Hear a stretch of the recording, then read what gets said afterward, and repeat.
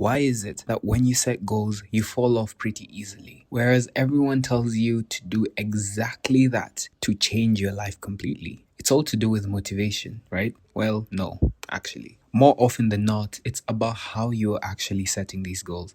And chances are, you're not thinking about it enough for the life-changing impact. Here's how to fix up. When it comes to goal setting, I'm familiar with most people's game. It's the age-old acronym, SMART. You may remember it in those middle school subject worksheets we'd get at the start of the term. The most sophisticated teachers thought they did something by calling it smarter goal setting. But I digress. S for specific, M for measurable, A for achievable, R for reasonable, and T for time-bound.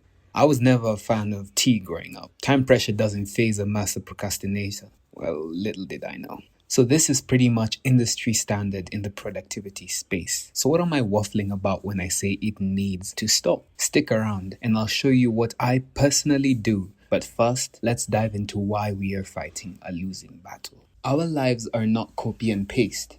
You learn something, you try it just like the rich influencer, and instead of getting rich, you end up in a pyramid scheme. It's not that SMART goals are necessarily bad. Heck, they're fantastic, but we need to take the SMART concept and think about it for a moment. You're probably ahead of 90% in the world if you're on this side of YouTube. By doing this, you can go to another level.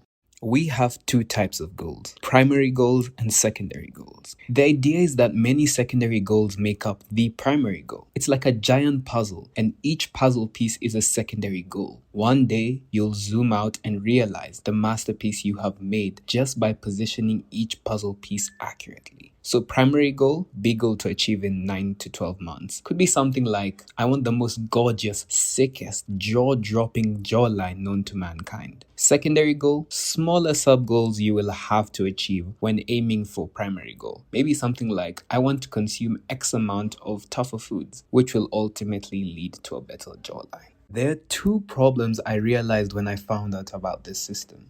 The first is setting primary goals without secondary goals, and the second is setting secondary goals without primary goals. For different reasons, it just crumbles your life. Primary goals alone is like having a banger of a dream, but waking up to a connecting slap that drags you right back into reality.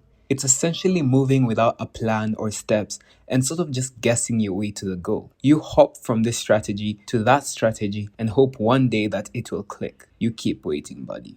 On the other hand, secondary goals alone is like being the fittest, most skillful athlete across Eastern Europe, but playing for a pub team in a backyard.